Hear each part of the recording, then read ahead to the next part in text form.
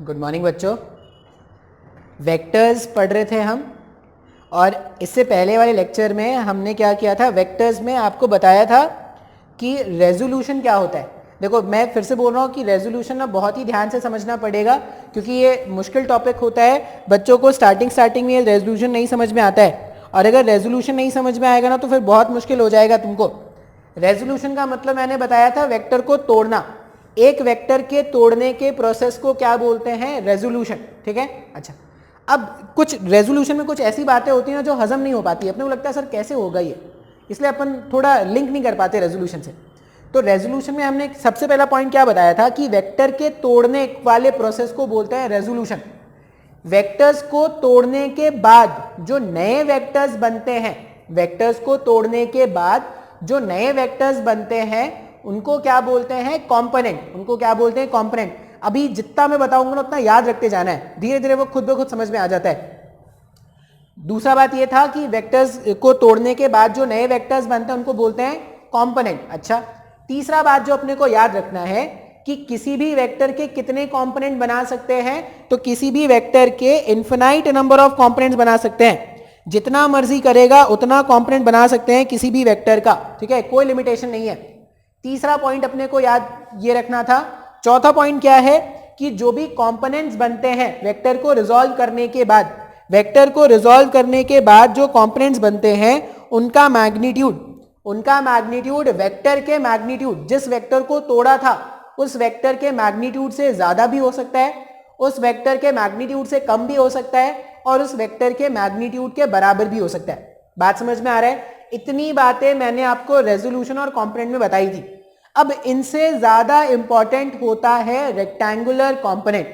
Rectangular component का मतलब क्या है, किसी भी वेक्टर को तोड़ा, किसी भी वेक्टर को तोड़ा और उसके जो कंपोनेंट्स मैंने बनाए वो अगर आपस में परपेंडिकुलर हो जाए, मैंने किसी भी वेक्टर को तोड़ा और उसके जो कंपोनेंट्स मैंने बनाए अगर वो आपस में परपेंडिकुलर हो जाए, तो उन परपेंडिकुलर कंपोनेंट्स को ही क्या बोलेंगे, रेक्टेंगुलर कंपोनेंट। बात समझ में आ रहा है? अब ये रेक्टेंगुलर कंपोनेंट सबसे ज्यादा इंपॉर्टेंट यही होगा हमारे लिए, रेक्टेंगुलर कंपोनेंट। हमने क्या बोला कि मान लो मेरे पास एक वेक्टर है, ये वेक्टर ए, इसको रिजॉल्व किया, इसका एक कंपोनेंट ये बनाया और इसको रिजॉल्व करके इसका दूसरा कंपोनेंट ये बनाया था, ऐसे कुछ बनाया था ना। ये मान लो बी वेक्टर और ये सी वेक्टर, और इसको आपस में 90 डिग्री पे रखा था। तो बी वेक्टर और सी वेक्टर ये कंपोनेंट्स तो हैं ए वेक्टर के, लेकिन ये साथ ही साथ आपस में परपेंडिकुलर भी है क्या? तो ऐसे कंपोनेंट्स, किसी भी वेक्टर के ऐसे कंपोनेंट्स जो आपस में परपेंडिकुलर होंगे उनको क्या बोलते हैं, रेक्टेंगुलर कंपोनेंट्स। बात समझ में आ रहा है? तो यहां पर B and C are the rectangular components of a vector. Clear है? अच्छा, अभी किसी भी वेक्टर का प्लेन में, प्लेन मतलब ये 2 डायमेंशनल, ये व्हाइट बोर्ड, किसी भी वेक्टर का प्लेन में कितने प्लेन में अगर मैं बोलूं कि कितने कंपोनेंट्स बना सकते हैं, सिर्फ बोलूं कि कितने कंपोनेंट्स, तो कितने कंपोनेंट्स बना सकते हैं, तो इनफिनाइट कंपोनेंट्स बना सकते हैं। लेकिन अगर मैं बोलूं कि मुझे रेक्टेंगुलर कंपोनेंट्स बनाने हैं, तो कितने रेक्टेंगुलर कंपोनेंट्स होंगे, तो रेक्टेंगुलर कंपोनेंट्स मतलब ऐसे कंपोनेंट्स जो आपस में परपेंडिकुलर हो। अब अगर मैं 2 डायमेंशन पे बात कर रहा हूं, 2 डायमेंशन पे बात कर रहा हूं मतलब सिर्फ 2 ही एक्सेस पॉसिबल है, या तो वो एक्स वाई होगा जो हम पढ़ते आ रहे हैं, या वो एक्स जेड होगा, या वो जेड वाई होगा। यही 2 एक्सेस हो सकता है क्या? इसके अलावा इसके अलावा कोई एक्सेस हो सकता है क्या? मतलब और भी पैटर्न हो सकते हैं, X Y, X Z, Y Z, ऐसा कुछ हो सकता है, लेकिन 2 ही एक्सेस पॉसिबल है ना, तीसरा एक्सेस तो आ ही नहीं सकता प्लेन में। तो हम क्या बोल रहे हैं कि अगर मैंने वेक्टर को रिजॉल्व किया और मैं उनके रेक्टेंगुलर कंपोनेंट्स के बारे में बात करूं, तो किसी भी वेक्टर के सिर्फ 2 रेक्टेंगुलर कंपोनेंट्स बनाए जा सकते हैं। अगर xy प्लेन है, अगर xy प्लेन है, एक कंपोनेंट x की तरफ बनाया है तो दूसरा कंपोनेंट y की तरफ बनेगा। अगर xz प्लेन है, एक कंपोनेंट x की तरफ बनाया तो दूसरा z की तरफ बनेगा। अगर yz प्लेन है, एक कंपोनेंट y की तरफ बनाया तो दूसरा कहां बनेगा, z की तरफ बनेगा। बात समझ में आ रहा है? तो स्टेटमेंट क्या याद रखना है कि किसी भी वेक्टर के a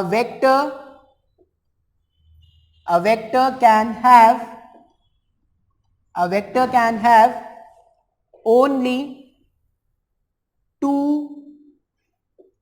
rectangular components, only two rectangular components in a plane. Plane मतलब टू डायमेंशन, एक प्लेन में सिर्फ दो कंपोनेंट हो सकते हैं. एक एग्जांपल से बताता हूं मैं ये. मान लो मेरे पास जो वेक्टर ए है वो कुछ ऐसा है, vector A, vector B, vector C और ये वेक्टर डी. ठीक है, इस तरह से. अब अगर मैं यहां पे लिखूंगा तो triangle law of vector addition से, triangle law of vector addition से बी वेक्टर और सी वेक्टर को अगर मैं ऐड करूं, ये सर एकदम triangle law of vector addition तो देखते ही एकदम हाँ भाई कि ट्राइंगल लॉ ये तो आता है अपने को, कुछ आए ना आए बाकी अपने को ट्राइंगल बनाना तो आता है भाई. तो बी वेक्टर और सी वेक्टर, ये पहले वाले वेक्टर का हेड दूसरे वाले का टेल, मतलब ये रिजल्टेंट हो जाएगा क्या. तो इन दोनों के प्लेस में आपको ये पूरे पूरे डायग्राम बनाने पड़ेंगे. इन दोनों के प्लेस में ये B vector plus C vector ऐसा लिख सकते हैं क्या. ये वेक्टर इस तरफ है, पहले वाले वेक्टर का हेड दूसरे वाले का टेल, इन दोनों का रिजल्टेंट, इन दोनों का रिजल्टेंट जो है वो ऐसा हो जाएगा क्या. तो यहां पे इक्वेशन क्या लिखेंगे कि ए वेक्टर जो है वो B vector plus C vector plus D vector.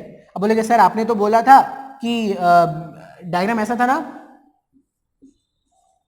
A vector ऐसा था, बी वेक्टर, सी वेक्टर और ये डी वेक्टर. अब बोलोगे सर आपने तो बोला था कि सिर्फ दो ही कंपोनेंट्स बना सकते हैं, यहां पे तो आपने बी बना दिया, सी बना दिया और डी बना दिया और सब आपस में परपेंडिकुलर है. हाँ ऐसा दिख रहा है क्या अपने को, ऐसा अपने को लग रहा है कि तीन कंपोनेंट्स बने हैं, लेकिन एक्चुअल में ये बी वेक्टर और डी वेक्टर, ये बी वेक्टर और डी वेक्टर का डायरेक्शन दोनों एक जैसा है क्या. अगर मैं बोल रहा हूं कि ये इस तरफ एक्स एक्सिस है, तो अगर ये प्लस एक्स की तरफ है तो ये माइनस एक्स की तरफ हो गया क्या, हाँ या ना. मतलब मैं इन दोनों को सिंप्लीफाई करके सीधा क्या लिख सकता हूं, मैं इन दोनों को सिंप्लीफाई करके सीधा ऐसा लिख सकता हूं क्या, बी वेक्टर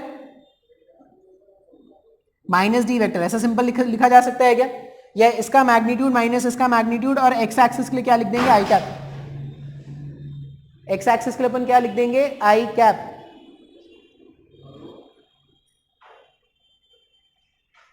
यहां पे हम क्या बोल रहे हैं कि a vector can have only two rectangular components in a plane. अब इस वाले डायग्राम में अगर आप देखोगे तो मैंने बता दिया कि ए वेक्टर को मैंने जब रिजॉल्व किया तो बी वेक्टर, सी वेक्टर और डी वेक्टर, मेरे पास तीन वेक्टर आ रहे हैं, लेकिन इन एक्चुअल में जब तुम डायग्राम देखोगे तो बी वेक्टर और डी वेक्टर का डायरेक्शन एक जैसा है क्या. मतलब इन दोनों को कंबाइन करके एक सिंगल वेक्टर तो बनाया जा सकता है ना. बात समझ में आ रहा है. मतलब ये दोनों वेक्टर्स ना दो अलग अलग वेक्टर्स नहीं है, वो दोनों एक ही डायरेक्शन के वेक्टर है. जब तुम लिखोगे तो आई कैप जे कैप में, अभी आई कैप जे कैप तो नहीं समझते हैं, जब तुम लिखोगे तो वो मिलके क्या हो जाएंगे, एक ही हो जाएंगे. अभी ऐसा लग रहा है कि सर यहाँ पे तो तीन हो गए, तीन तुम्हें लग रहे हैं कि ऐसा हो गए, लेकिन एक्चुअल में बी और डी मिलके क्या हो जाएंगे, मिलके एक ही है. बात समझ में आ रहा है क्या. तो अभी के लिए आप ये याद रख लो कि अगर एक वेक्टर है, एक वेक्टर है और उस वेक्टर को मैं रिजॉल्व कर रहा हूं, वेक्टर को रिजॉल्व कर रहा हूं, तो प्लेन में कितने रेक्टेंगुलर कंपोनेंट्स हो सकते हैं, सिर्फ दो रेक्टेंगुलर कंपोनेंट हो सकते हैं. कैसे, अगर एक एक्स की तरफ है तो दूसरा वाई की तरफ ही होगा. बात समझ में आ रहा है. इसके अलावा और कोई एक्सेस नहीं हो सकता प्लेन में, अगर एक्स वाई प्लेन है तो. अगर एक्स जेड प्लेन है तो एक जेड की तरफ एक एक्स की तरफ, इसके अलावा और कोई नहीं हो सकता. बात समझ में आ रहा है. रेक्टेंगुलर कंपोनेंट बहुत ज्यादा इंपॉर्टेंट है, तो आपको ये समझना पड़ेगा.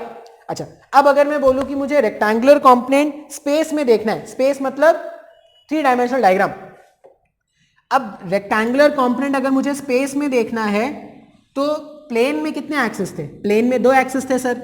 प्लेन में दो एक्सिस थे तो किसी भी वेक्टर का प्लेन में कितना रेक्टेंगुलर कंपोनेंट आप बना पा रहे थे, दो बना पा रहे थे क्या. अब अगर मैं बोल रहा हूं कि मैं थ्री डायमेंशनल डायग्राम के बारे में बात कर रहा हूं, X axis, Y axis, Z axis, ये तीनों एक्सिस आपस में परपेंडिकुलर है क्या, एक्स वाई जेड तीनों एक्सिस अगर आपस में परपेंडिकुलर है. अब मैं बोल रहा हूं कि मेरे पास एक वेक्टर है और उस वेक्टर का मुझे रेक्टेंगुलर कंपोनेंट चाहिए. ये हो सकता है अभी नहीं समझ में आए, तुमको ऐसा लग रहा हो कि समय कुछ भी नहीं समझ में आ रहा, नहीं समझ में आ रहा है, याद रख लेना अभी के लिए.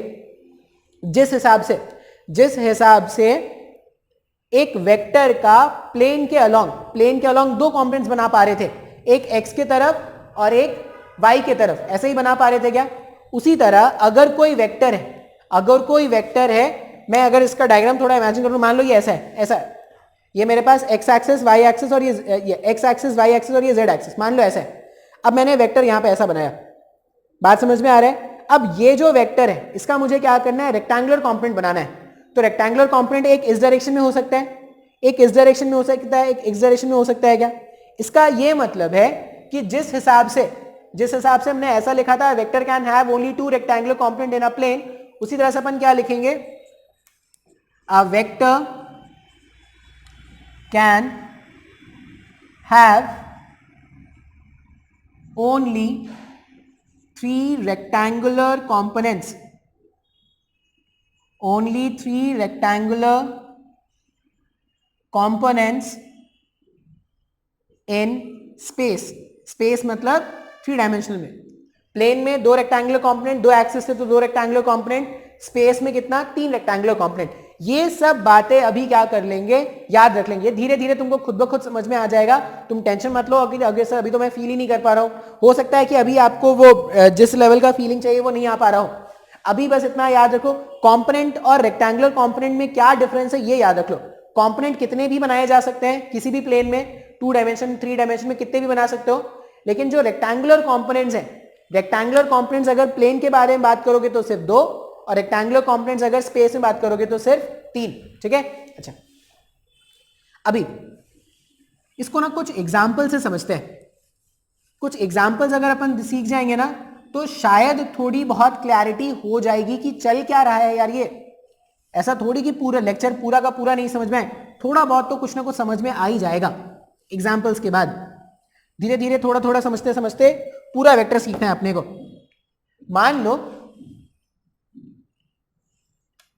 मान लो मेरे पास एक वेक्टर है, वेक्टर ए, ठीक है, और वेक्टर ए का मैग्नीट्यूड कितना बताया गया है, हमें ऐसा बताया गया है कि ये जो वेक्टर ए है वो है 10 के मैग्नीट्यूड का है। फोर्स होता तो न्यूटन होता, अलग अलग यूनिट्स हो सकते हैं। और ये जो वेक्टर है ना, ये एक्स एक्सिस और ये वाई एक्सिस, ये जो वेक्टर है वो एक्स एक्सिस से कुछ तो 30 डिग्री के एंगल पर है। बात समझ में आ रहा है? पहला एग्जांपल देख रहे हैं कंपोनेंट्स का, कंपोनेंट्स में लिखते कैसे हैं वेक्टर को वो सब समझेंगे अभी।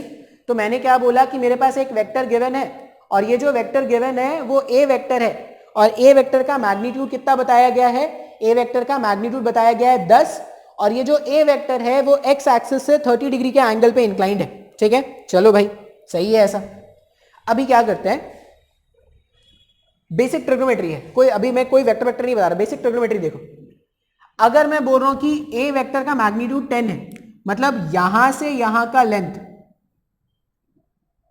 ये जो लेंथ है, ये लेंथ हमारे पास 10 के बराबर हो गया क्या? हाँ या ना? क्योंकि वेक्टर्स में एरो का जो लेंथ होता है वही तो उसका मैग्नीट्यूड होता है। अच्छा, मैं ना ट्रायंगल कंप्लीट कर रहा हूं। कैसे? यहां से मैं ड्रॉप करने वाला हूं एक परपेंडिकुलर। मैंने क्या किया, यहां से ड्रॉप किया है एक परपेंडिकुलर ड्रॉप कर दिया इस पे। अच्छा, और ये जो ट्रायंगल बन रहा है ना उसका नाम दे देते हैं। नाम क्या दे देते हैं? इसका नाम है मान लो पी क्यू आर। इसका नाम है, ट्रायंगल का नाम है पी क्यू आर। अच्छा, अगर मैं in triangle P Q R लिखूं, बेसिक ट्रिग्नोमेट्री इन ट्रायंगल, अगर तुम मैथ्स के हो तब भी तुमको ये बेसिक ट्रिग्नोमेट्री आता होगा। तुम अगर और किसके हो, बायो के हो, तब भी तुमको क्या होगा, ये बेसिक ट्रिग्नोमेट्री आता होगा। ठीक है, तो यहां पे देखते हैं in triangle P Q R, triangle P Q R में। अच्छा, साइन थीटा याद है क्या अपने को? साइन थीटा क्या होता था? किसी भी ट्रायंगल में साइन थीटा अगर अपने को लिखना है, मान लो ये ट्रायंगल बनाया, ये एंगल थीटा है, थीटा के सामने जो होता है वो थीटा का परपेंडिकुलर होता है। जिस लाइन पर थीटा, एंगल और 90 डिग्री दोनों फॉर्म होते हैं वो थीटा का बेस होता है, और 90 डिग्री के ऑपोजिट जो होता है वो हाइपोटेनस होता है क्या? हाँ या ना? ये ट्रायंगल में हमेशा अपने को याद रखना है। जब भी मैं बोलूं कि परपेंडिकुलर, तो परपेंडिकुलर जो एंगल के ऑपोजिट है ना वो उसका परपेंडिकुलर है। परपेंडिकुलर हम कैसे याद रखेंगे, कौन परपेंडिकुलर है? तो एंगल के ऑपोजिट जो है वो परपेंडिकुलर है। थीटा के ऑपोजिट ये है तो ये थीटा का परपेंडिकुलर। अगर मान लो ये अल्फा होता ना तो अल्फा का परपेंडिकुलर ये होता, जो थीटा का बेस है वो अल्फा का परपेंडिकुलर हो जाता। बात समझ में आ रहा है? तो इस तरह से आपको याद रखना है। अब साइन थीटा, बेसिक ट्रिग्नोमेट्री का नॉलेज जो होता था, साइन थीटा का मतलब होता है परपेंडिकुलर डिवाइडेड बाय हाइपोटेनस, यही वैल्यू होता है क्या? साइन थीटा होता है perpendicular divided by hypotenuse, cos theta क्या होता है? Base divided by hypotenuse. ये सब पढ़ा है ना अपने लोअर क्लासेस में। अच्छा, अब ये जो ट्राइंगल है पी क्यू आर, इसमें साइन थीटा, थीटा का काम कौन कर रहा है? 30 डिग्री इसमें थीटा है। अगर मैं लिखूं साइन 30, अगर मैं लिखूं, या इसको क्या करते हैं ना, अभी 30 नहीं मान के जनरलाइज ही रहने देते हैं, थीटा थीटा मान लेते हैं। 30 मानेंगे स्पेसिफिक हो जाएगा, थीटा मान लेते हैं, फिर अलग अलग एग्जांपल में अपन एंगल भी देख लेंगे। मान लो वो जो ट्राइंगल है उसमें मुझे लिखना है साइन थीटा, तो साइन थीटा का मतलब क्या है? थीटा का परपेंडिकुलर डिवाइडेड बाय हाइपोटेनस, ऐसा ही कुछ होगा क्या? तो थीटा का परपेंडिकुलर, थीटा का परपेंडिकुलर यहां पर क्यू आर है क्या, या आर क्यू है ना, तो थीटा का परपेंडिकुलर अपन ने क्या लिख दिया? Q R divided by hypotenuse. Hypotenuse का मतलब क्या हो जाएगा? ए लिख सकते हैं क्या हाइपोटेनस के प्लेस में? वेक्टर ए के मैग्नीट्यूड को ए मान लिया, उसका वैल्यू 10 है, मैंने दिया है, मैंने ए लिखा अभी, तो साइन थीटा को क्यू आर अपॉन ए लिखा जा सकता है, हाँ या ना? अच्छा, अगर sine theta Q R upon A है, इसका मतलब ये जो क्यू आर है, ये जो परपेंडिकुलर था, इसका वैल्यू ए साइन थीटा हो जाएगा क्या? सर मेरे को कुछ भी नहीं समझ में आ रहा है सर। ये जो मैंने क्यू आर लिखा, इस क्यू आर का लेंथ इस ट्राइंगल में ए साइन थीटा हो जाएगा, ठीक है? अच्छा, उसी तरह से अगर मैं कॉस थीटा लिखूं, अगर मैं कॉस थीटा लिखूं इस ट्राइंगल में, तो cos theta can be written as cos theta is nothing but, theta का बेस कौन था? P Q, P Q divided by A. इसका मतलब वापस से अगर मुझे बेस जानना है पी क्यू, तो P Q can be written as A cos theta, लिख सकते हैं ना ऐसा? अच्छा, अब ये जो मैंने ट्राइंगल बनाया है, ये जो मैंने ट्राइंगल बनाया है, मान लो अगर ये मेरा ओरिजिन होता, मान लेते हैं अगर ये मेरा ओरिजिन है, यहां से यहां का लेंथ, यहां से यहां का लेंथ, ये पी क्यू का लेंथ कितना आ गया? ए कॉस थीटा का लेंथ आ गया, और ये जो क्यू आर है, क्यू आर का लेंथ कितना हो जाएगा? ए साइन थीटा। ये जो क्यू आर है, क्यू आर का लेंथ कितना हो जाएगा? ए sine theta. Q R A sine theta के बराबर हो गया क्या? हाँ या ना? मैंने अभी तक कोई ट्रिग्नोमेट्री, मैंने अभी तक तुमको कोई वेक्टर वेक्टर नहीं सिखाया है भाई, ये बेसिक ट्रिग्नोमेट्री है जो तुमने अपने लोअर क्लासेस में सीख के आए होगे कभी। अच्छा, अब यहां पर क्या करते हैं,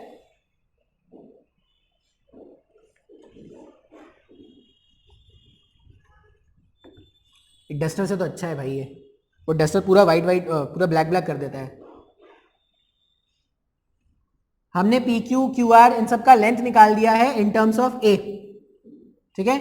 ए कॉस थीटा और ए साइन थीटा, ऐसा कुछ आ गया। अभी आगे देखते हैं, देखो अगर ये ओरिजिन है, अगर ये ओरिजिन है तो ये एक्स एक्सिस हो गया। एक्स एक्सिस में क्या होगा? अगर मुझे क्यू के कोऑर्डिनेट्स लिखते हैं तो क्यू का एक्स कोऑर्डिनेट ए कॉस थीटा होगा और इसका वाई कोऑर्डिनेट 0 होगा क्या? सर मेरे को ना नहीं समझ में आ रहा है सर, ये इतना मैथ्स में नहीं जानता सर ये 8 7 9 8 10 में ये सब मैथ्स नहीं पढ़ता था सर, ये सब तो बेसिक मैथ्स है ना भाई, 7th 8th के बच्चों को आता होगा ये सब। ए कॉस थीटा कॉमा 0 लिख सकते हैं। अगर मुझे आर का कोऑर्डिनेट लिखना है तो इसका एक्स कोऑर्डिनेट कितना है? ए कॉस थीटा, और इसका वाई कोऑर्डिनेट कितना है? ए साइन थीटा, तो ये हो जाएगा ए कॉस थीटा माइनस ए साइन थीटा, लिख सकते हैं क्या ऐसा? हाँ या ना? अच्छा, अभी अगर मुझे वेक्टर बनाना है, देखो वेक्टर में क्या क्या होता है, किसी भी वेक्टर में अगर मैं किसी भी वेक्टर के बारे में बात करूं, ये तुमको लग रहा होगा सर ये क्या बताया जा रहा है, कुछ तो समझ में आ ही नहीं रहा है सर, कुछ भी नहीं समझ में आ रहा, आप तो बोले जा रहे हो तब से। ये सब मैंने पहले ही बताया है, कुछ नया नहीं बता रहा मैं, तुमको पुराने लेक्चर्स ध्यान से देखने पड़ेंगे, एकदम ध्यान से, ठीक है? ध्यान से देखो, ध्यान से देखो, जब तक पुराने लेक्चर एकदम तुम्हारे दिमाग में नहीं बैठे होंगे ना, तब तक ये नए लेक्चर्स तुमको नहीं समझ में आएंगे, क्योंकि ऐसा कुछ तो तुमने कहीं पढ़ा ही नहीं था भाई। फिजिक्स, तुमने ऐसा कुछ फिजिक्स के नाम पे तो सुना ही नहीं था। तुम तो फिजिक्स सोचते थे फिजिक्स फोर्स है, फिजिक्स मास है, फिजिक्स एक्सेलरेशन है एंड सो ऑन। ये कहां से आ गया? एक कौन सा चैप्टर आ गया है वेक्टर और इतना परेशान कर रहा है, पहला चैप्टर, और यही इतना परेशान कर रहा है, तो आगे में आगे क्या हाल होगा? ये नहीं समझ में आएगा तो आगे का चैप्टर्स भी कभी नहीं समझ में आएगा। और ये अगर तुमको आज अच्छे से समझ में आ गया ना, तो बाकी के चैप्टर्स ना तुम ऐसे चुटकी में उड़ाने वाले हो मतलब सब कुछ तुमको समझ में आएगा, सारे प्रॉब्लम्स तुमसे बनेंगे। तो दुनिया में फिजिक्स नाम का जो प्रॉब्लम लोगों ने बना रखा है उसके डर से तुम छूट जाओगे, बच जाओगे। ठीक है, फिजिक्स बहुत ही आसान सब्जेक्ट है भाई, बहुत ही आसान सब्जेक्ट। बस पैटर्न समझना है कि फिजिक्स का एक पैटर्न है, इस पैटर्न को समझ लो, फिजिक्स समझ में आ जाएगा। तो किसी भी वेक्टर में, कोई भी जनरल वेक्टर में होता क्या है, आपको उसका मैग्नीट्यूड दिखाना है और उसका डायरेक्शन, यही दो बातें तो बताना है ना आपको। कोई भी वेक्टर अगर आप बना रहे हो तो उसका मैग्नीट्यूड बता दो कितना है और डायरेक्शन बता दो। मान लो मैं वेक्टर बनाना चाहता हूं पी क्यू वेक्टर, मैं एक वेक्टर बनाना चाहता हूं पी क्यू वेक्टर। उस डायग्राम में देखो, पी से क्यू में एक वेक्टर बनाना चाहता हूं। अब जो वेक्टर मैं बनाना चाहता हूं, वेक्टर में क्या चाहिए, मुझे मैग्नीट्यूड चाहिए। तो मैग्नीट्यूड मुझे पता है भाई, मैंने निकाल लिया मैग्नीट्यूड। इसका मैग्नीट्यूड ए कॉस थीटा है क्या, जो वेक्टर है उसका मैग्नीट्यूड कितना है, पी क्यू वेक्टर का मैग्नीट्यूड है ए कॉस थीटा। अब डायरेक्शन, डायरेक्शन के लिए क्या करना है, कोई भी वेक्टर, या मैंने आई कैप जे कैप के कैप तुमको शायद बताया है। आई कैप का मतलब होता है unit vector along x axis या डायरेक्शन अलोंग एक्स एक्सिस। कोई भी पार्टिकल अगर एक्स एक्सिस के अलोंग चलता है तो उसके डायरेक्शन के लिए आई कैप यूज करते हैं। कोई भी पार्टिकल अगर वाई एक्सिस के अलोंग चलता है तो उसके डायरेक्शन के लिए जे कैप यूज करते हैं। और कोई भी पार्टिकल अगर जेड एक्सिस के अलोंग चलता है, पार्टिकल अगर जेड एक्सिस के अलोंग चलता है तो उसके डायरेक्शन के लिए क्या करते हैं, के कैप यूज करते हैं। तो यहां पर जो पी क्यू वेक्टर है, पी क्यू वेक्टर का डायरेक्शन एक्स एक्सिस है क्या, अगर पी क्यू वेक्टर का डायरेक्शन एक्स एक्सिस है तो पी क्यू वेक्टर को क्या लिखेंगे, ए cos theta I cap.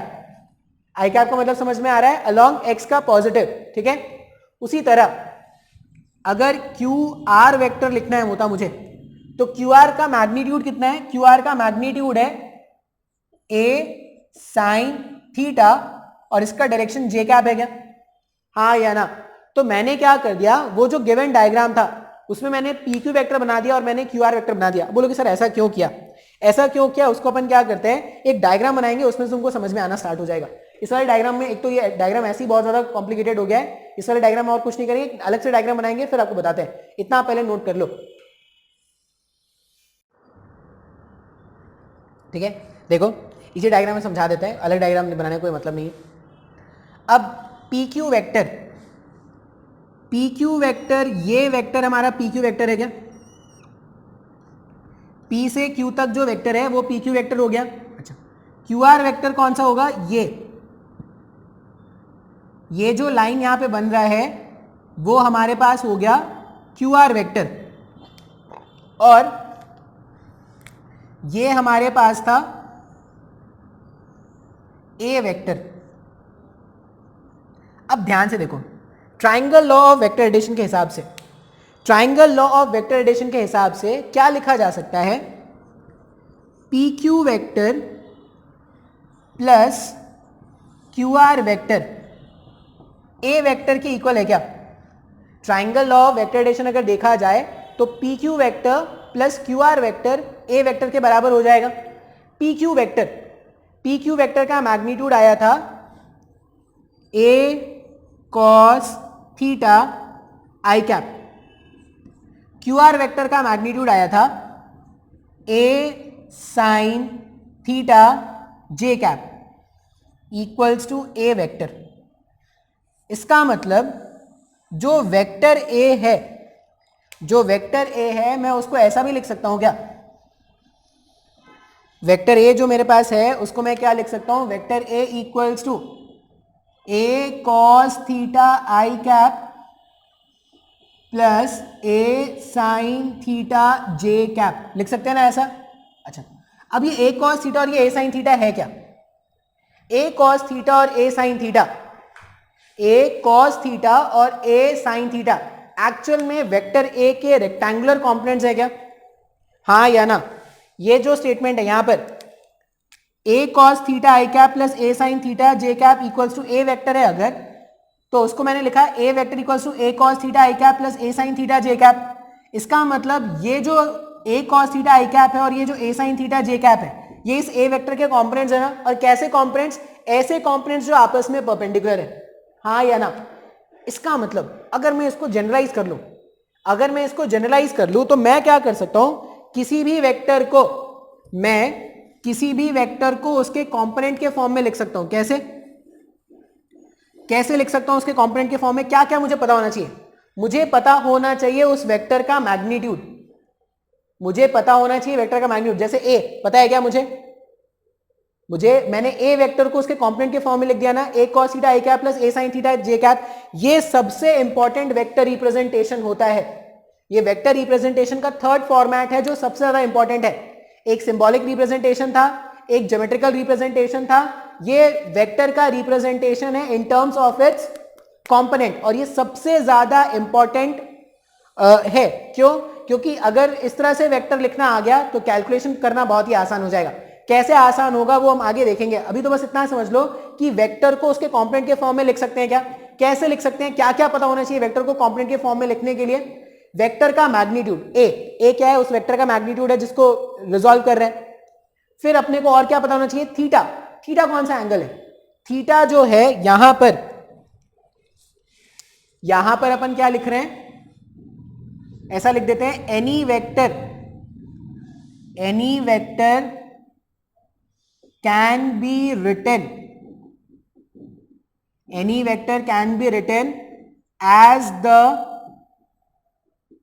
vector sum of its rectangular component। किसी भी वेक्टर को क्या कर सकते हैं, उसके रेक्टेंगुलर कंपोनेंट के टर्म में लिख सकते हैं। ठीक है, ये पहला स्टेटमेंट अपने को याद रखना है। दूसरा स्टेटमेंट जो यहां पे याद रखोगे, यहां पे ए का मतलब क्या है? ए का मतलब है मैग्नीट्यूड ऑफ द वेक्टर, जिस वेक्टर का अपने को कंपोनेंट निकालना है उसका मैग्नीट्यूड है। और थीटा सबसे ज्यादा इंपॉर्टेंट है। Theta is the angle the vector forms, या theta is the angle the vector makes with positive side of x। इतनी बातें तुमको, ये डायग्राम और ये बातें याद रखनी है। मतलब ये जो पूरा डायग्राम है और ये जो पूरा मैंने यहां पे लिख रखा है ना, वो तुम्हारे दिमाग में स्टोर होना चाहिए। अगर इतनी बातें तुमको पता होगी तो तुम किसी भी वेक्टर को रिजॉल्व करके उसके कंपोनेंट्स के फॉर्म में लिख सकते हो। जैसे अगर मैं कुछ एग्जांपल बताऊं तुमको, अभी ये नोट कर लो, कुछ एग्जांपल देखते हैं। एग्जांपल के बारे में अगर मैं बात करूं, मान लो मेरे पास एकदम सिंपल सा एग्जांपल से ही स्टार्ट करेंगे।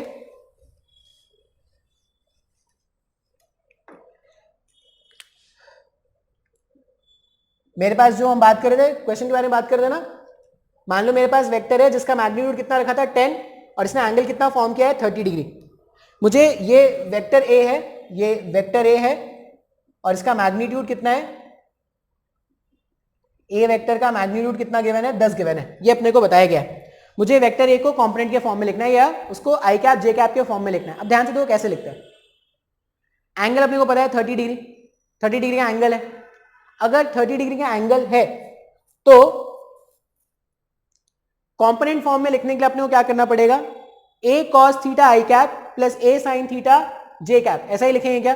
तो जो वेक्टर ए है इस डायग्राम के हिसाब से, और इसको याद रखता हुआ, वेक्टर ए इक्वल्स टू, ए का वैल्यू कितना है 10 है क्या, 10 इंटू कॉस 30, 10 इंटू कॉस 30 आई कैप प्लस 10 इंटू साइन 30 जे कैप। लिख सकते हैं ना ऐसा, 10 इंटू कॉस 30 आई कैप प्लस 10 इंटू साइन 30 जे कैप। अब वैल्यूज पुट करना स्टार्ट कर दो। कॉस 30 कितना होता है, cos 30 √3 divided by 2 I cap plus 10 sign 30 J cap. Sign 30 J cap का मतलब क्या हो जाएगा, साइन 30 का मतलब हो गया हाफ। जब आप इसको सिंप्लीफाई करोगे तो सिंप्लीफाई करने पर ए वेक्टर कितना आ जाएगा,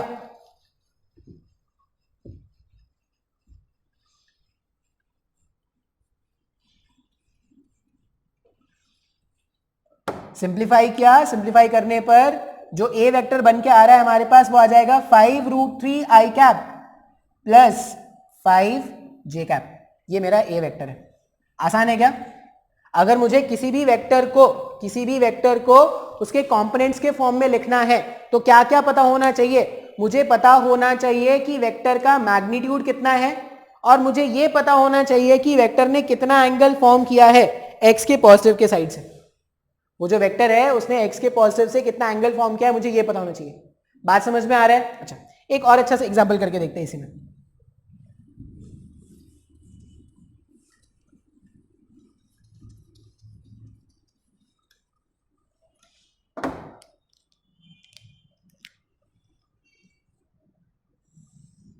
देखो,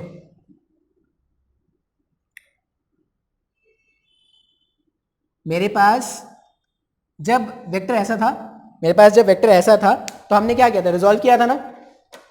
रिजॉल्व करने पर एक कंपोनेंट, ये मेरे पास ऐसा था क्या डायग्राम, ये याद रख लेने वाली कुछ कुछ बातें हैं। ये वेक्टर ए था और ये एंगल थीटा था। जब मैंने इसको रिजॉल्व किया था तो एक कंपोनेंट इस साइड आ गया था ऐसा, ए कॉस थीटा आई कैप, और दूसरा कंपोनेंट ऐसे ऊपर आ रहा था, A sine theta J cap. अच्छा, ये जो a sine theta J cap है उसको उठा के इधर भी रख सकते हैं क्या? पैरेलल में तो वेक्टर को कहीं पे भी शिफ्ट करा सकते हैं ना।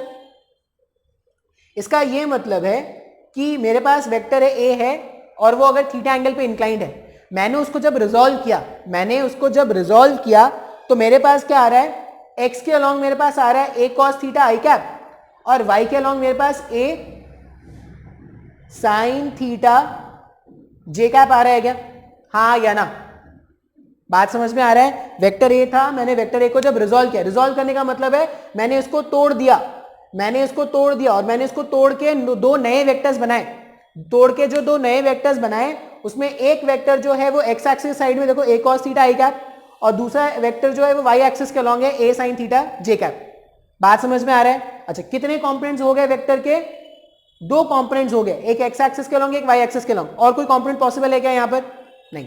तो यही तो मैं तभी समझा रहा था ना कि जब एक वेक्टर को आप रिजॉल्व करोगे और उसके रेक्टेंगुलर कंपोनेंट्स बनाओगे तो आप कितने रेक्टेंगुलर कंपोनेंट्स बना सकते हो? एक एक्स के अलॉन्ग और दूसरा वाई के अलॉन्ग, यही दो कंपोनेंट बना सकते हैं क्या?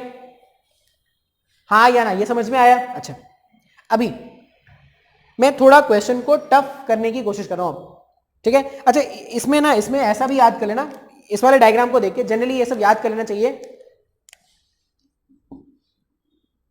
जिसके साथ एंगल फॉर्म होता है, जिसके साथ एंगल फॉर्म होता है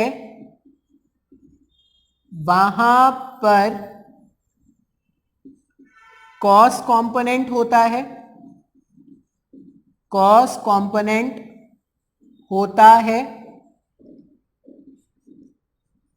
और जहां पर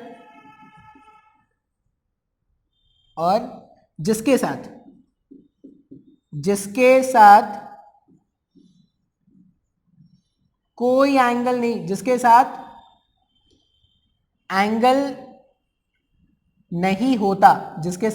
नहीं होता, वहां पर साइन कंपोनेंट होता है। ये याद कर लेना। अब ये क्यों याद कर लेना? जैसे इस वाले क्वेश्चन में तो अपन ने पूरा फाइंड किया, पहले पूरा ट्राइंगल यूज किया, यहां से यहां का लेंथ निकाला, यहां से यहां का लेंथ निकाला, ट्राइंगल यूज किया, फिर जाके आई कैप जे कैप लगाया, वेक्टर बनाया, तब जाके ऐसा लिखा है। बार बार अब ऐसा नहीं करना है। बार बार मुझे करना क्या है? वेक्टर को कंपोनेंट के फॉर्म में लिखना है। तो अब याद क्या रखेंगे कि जिसके साथ एंगल फॉर्म हुआ है, जैसे यहां पे ये जो वेक्टर है वो इस वाले एक्सिस के साथ एंगल फॉर्म कर रहा है ना, तो जिसके साथ एंगल फॉर्म हुआ है वहां पे कौन सा कंपोनेंट? Cos component. देखो, जिसके साथ एंगल फॉर्म हुआ है वहां पर कॉस कंपोनेंट, और जिसके साथ एंगल फॉर्म नहीं हुआ वहां पर साइन कंपोनेंट। ये याद रख लेना, जिसके साथ एंगल बनेगा वहां पर कॉस कंपोनेंट और जिसके साथ एंगल नहीं बनेगा वहां पर साइन कंपोनेंट। इसको समझाने के लिए एक सिंपल सा एग्जांपल बताते हैं। अगर आपको मान लो मेरे पास जो डायग्राम है, ये हो सकता है थोड़ा मुश्किल लगे, तो वेक्टर को, ये लेक्चर को पॉज कर करके दोबारा से देखना। देखो अभी तो यही फ्रीडम है ना तुम्हारे पास, तुम जितनी मर्जी करो लेक्चर को उतनी बार देख सकते हो, जितनी मर्जी करोगे उतनी बार तुम चाहोगे तो लेक्चर रिपीट होगा तुम्हारे लिए, तुम्हारी खुद के विल पर, ठीक है। ये मेरे पास एक्स एक्सिस। अच्छा अभी ना लेक्चर्स जो हैं वो डिलीट नहीं करता, लेकिन एक बार ये सब लेक्चर ये जो बंद हो जाएगा ना, लॉकडाउन बंद हो जाएगा, तो फिर सारे लेक्चर्स डिलीट हो जाएंगे वहाँ पे चैनल से, ठीक है। वो फ्री ऑफ कॉस्ट नहीं है, फ्री ऑफ कॉस्ट अभी तुमको लग रहा है कि सर ये तो फ्री ऑफ कॉस्ट है यार, ये तो यूट्यूब में हमेशा पड़ा रहेगा, तो वो फ्री वाला नहीं है भाई। ये जैसे ही लॉकडाउन खत्म, फ्री चैनल खत्म, ठीक है, फिर you have to pay for the channel. X axis Y axis, अब एक्स एक्सिस और वाई एक्सिस है, मान लो जो वेक्टर है, फिर से ए वेक्टर है जिसका मैग्नीट्यूड कितना है, ए, और ये मान लो इस बार ये एंगल थीटा है, मैंने ये एंगल थीटा नहीं रखा, मैंने ये वाला एंगल थीटा रखा है।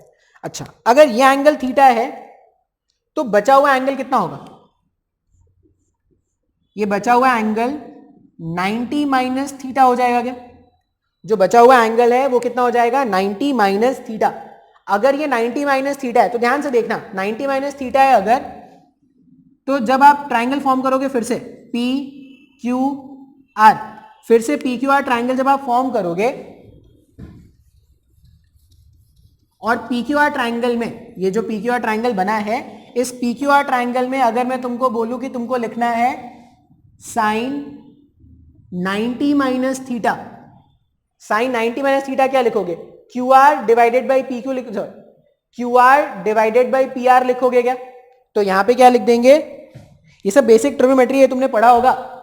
Sine 90 minus theta, sine 90 minus theta को इस ट्राइंगल से देख के अपन क्या लिख रहे हैं, परपेंडिकुलर कितना है, परपेंडिकुलर क्यू आर है, और हाइपोटेनस कितना है, तो हाइपोटेनस इसमें पी आर है, ठीक है। अच्छा साइन 90 माइनस थीटा, सर ये तो पढ़ा है sine 90 minus theta, sine 90 minus theta cos theta होता है क्या, तो जहां पर साइन 90 माइनस थीटा लिखा है वहां पे लिख देते हैं कॉस थीटा।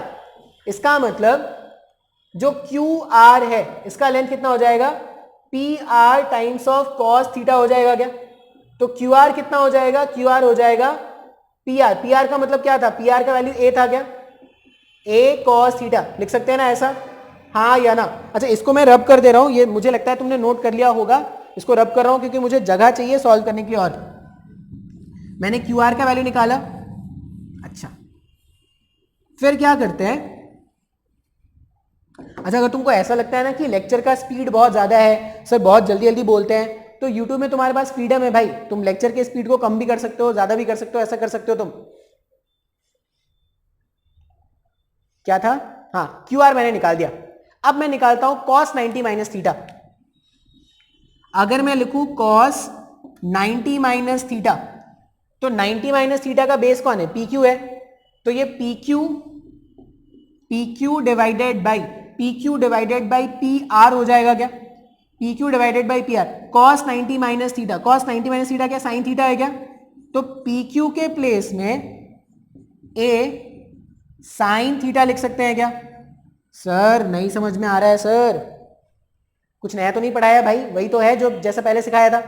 पी क्यू कितना आ गया, ए साइन थीटा, पी क्यू कितना आ गया, ए साइन थीटा, क्यू आर कितना आया था, क्यू आर आया था ए कॉस थीटा।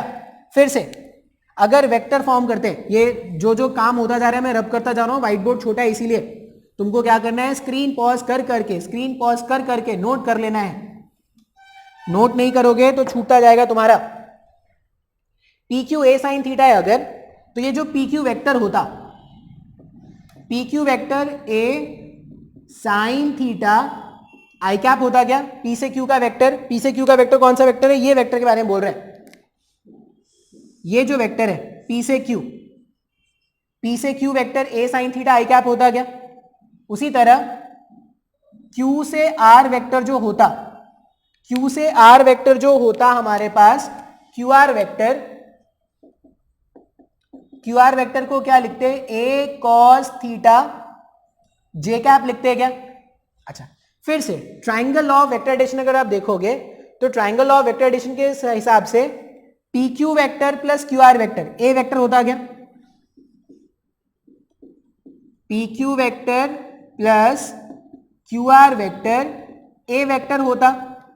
इसका मतलब ए वेक्टर के प्लेस में, ए वेक्टर के प्लेस में अपन क्या लिख सकते हैं, पी क्यू वेक्टर होता ए साइन थीटा आई कैप प्लस ए कॉस थीटा जे कैप। इस तरह से ए वेक्टर लिख सकते थे क्या। तो वापस से मैंने वेक्टर ए को, वापस से वेक्टर ए को उसके कंपोनेंट्स के फॉर्म में लिख दिया ना। वेक्टर ए को मैंने लिख दिया ए साइन थीटा आई कैप प्लस ए कॉस थीटा जे कैप। ठीक है, अब ध्यान से देखना है, जो मैंने आपको पॉइंट सिखाया था वो आपको अब यहीं से दिखना स्टार्ट हो जाएगा। पॉइंट मैंने क्या बताया था, जिसके साथ एंगल बनता है उसके तरफ कॉस कंपोनेंट आता है क्या। देखो अभी एंगल जो है, इससे एंगल फॉर्म हो रहा है ना थीटा, इसके साइड कॉस कंपोनेंट आया है क्या, जे कैप के साथ कॉस कंपोनेंट है क्या। देखो तो देखो ए कॉस थीटा जे कैप दिख रहा है, हाँ या ना। जिसके साथ एंगल बनेगा उसके साथ कौन सा कंपोनेंट, कॉस कंपोनेंट। और जिसके साथ एंगल नहीं बन रहा है, मतलब ये थीटा, इसके साथ एंगल बन रहा है 90 माइनस थीटा बन रहा है, थीटा तो इसके साथ बन रहा है ना, जिसके साथ थीटा बनेगा उसकी तरफ लगा देना कॉस कंपोनेंट, और जिसके साथ थीटा नहीं बन रहा है उसके साथ लगा देना साइन कंपोनेंट। सर मेरे को नहीं समझ में आया है। देखो मैंने दो एग्जांपल बताए भाई, पहले वाले एग्जांपल में यहां पे थीटा रखा था, जब यहां पे थीटा रखा था तो ये ए कॉस थीटा आई कैप आया था, अभी थीटा यहां पे रख रहे हैं तो ए कॉस थीटा जे कैप आ रहा है। बात समझ में आ रहा है क्या। तो जिसके साथ भी एंगल बनेगा, जिसके साथ भी एंगल बनेगा वहां पर लगा देना कॉस कंपोनेंट, और जिसके साथ एंगल नहीं बन रहा है वहां पे लगा देना साइन कंपोनेंट। बात समझ में आ रहा है क्या, हाँ या ना। एक एग्जांपल करके देखते हैं यहां पर। बहुत ज्यादा टफ हो गया क्या आज का लेक्चर। अगर टफ हुआ है तो तुम मुझसे डाउट पूछो भाई, तुम लोग एकदम गरीबों के जैसे रहते हो कि सर कोई डाउट तो होता ही नहीं है, सब समझ में आता है सर अपने को, अपन तो एक्स्ट्रा ब्रिलियंट है सर, चाचा चौधरी से ज्यादा दिमाग तो अपना ही चलता है। क्वेश्चन ऐसा है, मान लो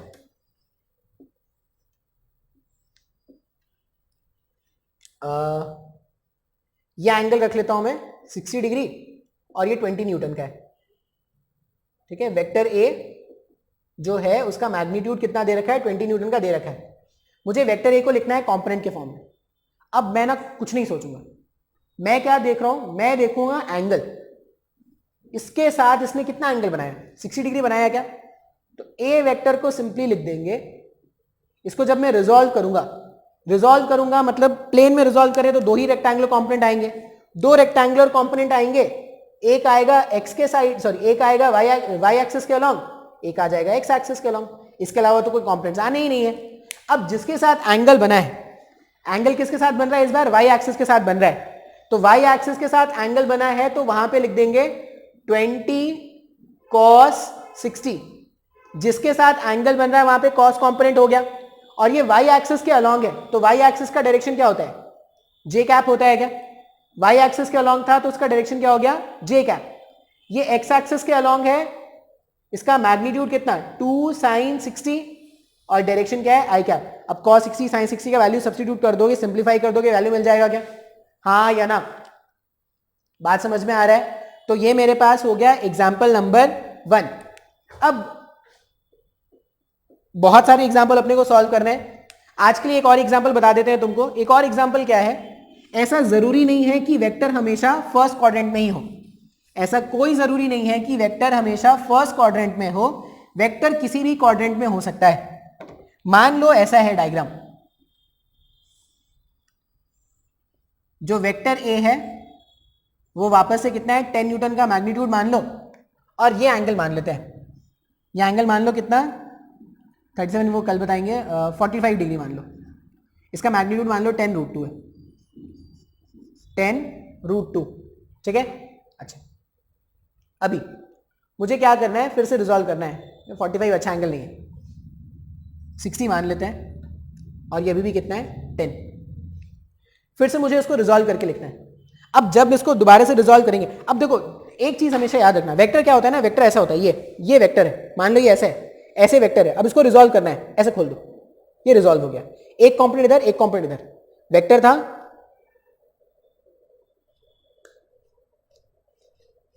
ठीक है, ऐसे है वेक्टर, ऐसा ये हो गया, ऐसे वेक्टर ये। बात समझ में आ रहा है? तो वेक्टर जिस भी डायरेक्शन में होगा उसको बस खोल देना एक्सिस के लॉन्ग, उस तरफ उसके क्या हो जाएंगे, कंपोनेंट्स हो जाएंगे। तो जो वेक्टर है उसको अगर मैं खोल दूं इस बार फिर से दोबारा से, तो जब ये खुलेगा, जब ये वेक्टर खुलेगा तो एक कंपोनेंट इधर कहीं पे भागेगा और एक कंपोनेंट इधर कहीं पे भागेगा क्या? बात समझ में आ रहा है? डायग्राम समझ में आ रहा है अपने को? अच्छा, अब इस बार इसके साथ कितना एंगल बन रहा है? 60 डिग्री बन रहा है। जिसके साथ एंगल बनेगा वहां पे आ जाएगा कॉस कंपोनेंट, 10 cos 60। इसका डायरेक्शन क्या है? इसका डायरेक्शन आई कैप है क्या? माइनस आई कैप है क्या इसका डायरेक्शन? तो इसका डायरेक्शन क्या लिख दोगे? माइनस आई कैप प्लस, इसके साथ एंगल नहीं बना तो यहां पे क्या आ जाएगा? ए साइन 60, ए साइन 60। और ये किस तरफ है? ये है जे कैप के अलॉन्ग। तो ये हमारा ए वेक्टर हो गया। समय को नहीं समझ में आ रहा है सर? अच्छा, बोले कि सर मैं आप ये 60 मान रहे हो, मैं इसको 30 मान के सॉल्व करूं तो? मान लो 30 मान लो। अगर तुम 30 मानोगे तभी देखो क्या है। मान लो मेरे को ये एंगल नहीं पता, मेरे को ये 30 डिग्री पता है। इसको जब इस तरफ रिजॉल्व करोगे तो क्या हो जाएगा? इसके साथ एंगल बन रहा है तो a cos 30 जे कैप होगा, और इसका जो इधर कंपोनेंट आएगा वो क्या हो जाएगा? a sin 30, और डायरेक्शन के लिए माइनस आई कैप लिखेंगे क्या? अभी देखो, cos 60 का वैल्यू भी हाफ होता है, sin 30 का वैल्यू भी हाफ होता है। cos 30 भी √3/2 है, sin 60 by √3/2 है। सॉल्व करोगे एक ही आ जाएगा क्या? तो तुम कोई भी एंगल ले लो, कोई भी एंगल लेके रिजॉल्व करोगे, सिंप्लीफाई करोगे, आंसर आ जाएगा। बात समझ में आया है? तो ये कुछ एग्जांपल्स हैं जो हमने आज के लेक्चर में क्या किया है, देखा है। इतना रहने देते हैं आज।